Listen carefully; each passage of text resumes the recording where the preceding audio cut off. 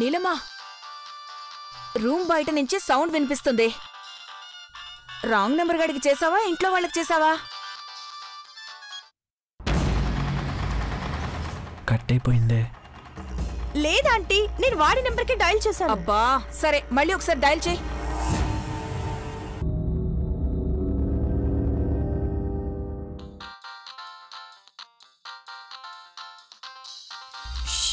ఆగు.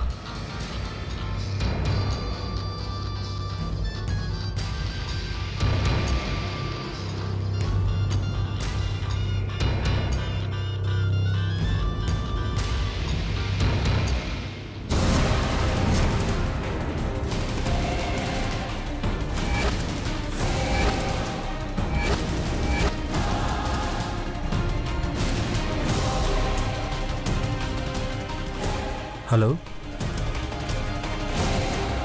Hello hello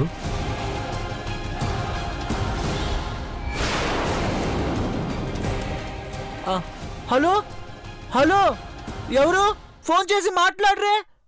hello, ఎవరో చెప్పండి. దొరికాడు, పద. హలో, మాట్లాడండి, ఎవరో చెప్పండి. లేరా, నీ డ్రామాలన్నీ తెలిసిపోయాయి. నువ్వు ఆగు నీలమ్మ, వీడి సంగతి నేను చూసుకుంటాను.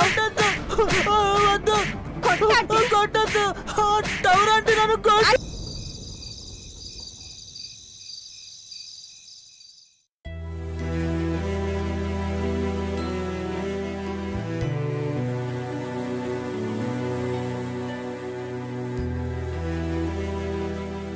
పెద్దపాప్ గారు, పనులన్నీ అయిపోయాయి. ఇక నేను అవుట్ హౌస్కి పోతాను.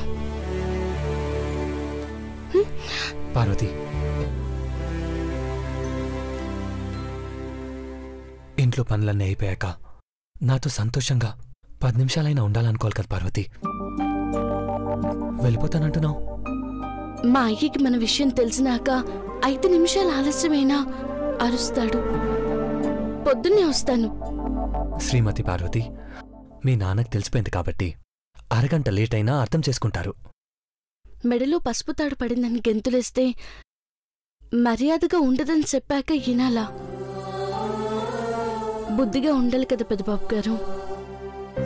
పార్వతి, పెళ్ళైన భార్యాభర్తలు బుద్ధిగా ఉండడం అంటే ఏమనుకున్నావు?